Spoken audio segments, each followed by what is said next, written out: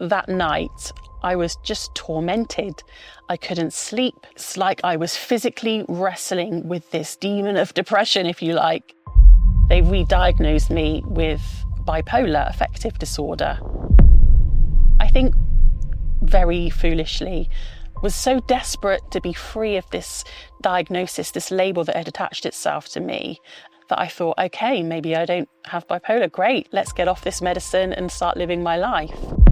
It got to the end of the week and Kath and Sian said to me, hey, do you want to come to church? I think I'd carried so much sadness and trauma and grief. I was like, do you know what? I'm not coping. Sure, I'll come to church. Why not? What have I got to lose?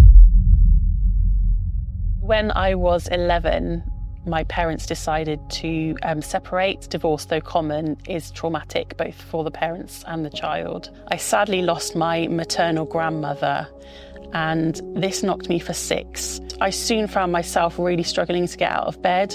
I found myself very tearful, very recluse. I didn't really want to go out, and I ended up going to the doctors and they diagnosed me with depression. When I was 19 years old, I found myself in drama school, and in that year was a girl called Kath and a girl called Sian. And there was something about Kath that was different. She didn't go clubbing, she didn't drink, she didn't do drugs, she didn't sleep around. Little did I know, but Kath had been praying for me and Shani. And Shani got saved. She became a Christian in our second year. Sian and Kath went to a Christian retreat. They left me with 2 booklets, and one was called Reality Blues, and the other one was called Lord, I Said I Wouldn't Fail You, But I Did. Now, I stayed in my room for most of the weekend and read both booklets. Reality Blues was all about drinking, smoking, eating disorders, drugs, sleeping around.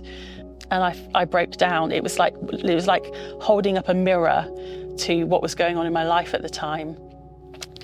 And so I reached for the second booklet, just thinking, there's got to be hope. What's next? Why have they left me too? And it's all about the hope found in Jesus, the hope that there is someone, though you may have failed, though you may have made mistakes, he loves you anyway. And he has the capacity to pick you up, shake the dust off of you and make you new. It got to the end of the week and Kath and Sian said to me, hey, do you want to come to church? And I was at the end of myself at this point. I was suffering. I think I'd carried so much sadness and trauma and grief inside my body that I was like, do you know what? I'm not coping. Sure, I'll come to church. Why not? What have I got to lose? We walked into the auditorium and I remember feeling incredibly safe. And what I now know as the Holy Spirit was tangibly present in that space. And I just felt a release. I felt myself let go of trying. I just uncontrollably wept.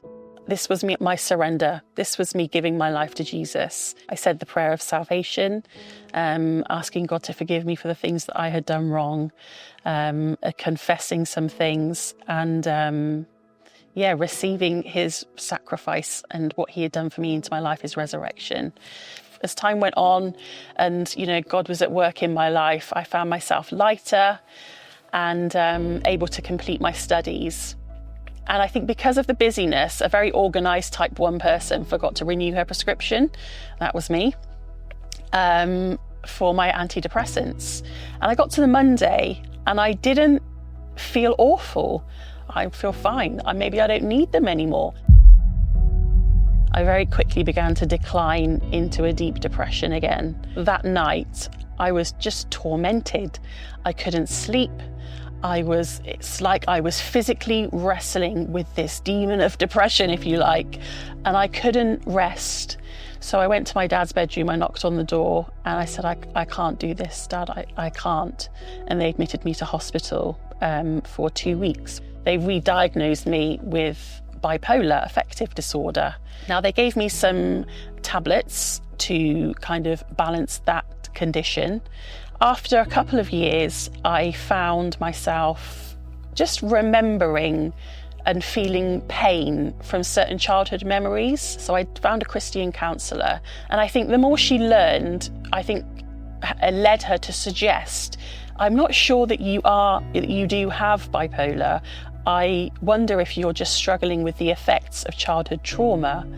I think very foolishly was so desperate to be free of this diagnosis, this label that had attached itself to me, that I thought, okay, maybe I don't have bipolar. Great, let's get off this medicine and start living my life. But I went to the doctor and he gave me a sort of weaning off of my medicine process.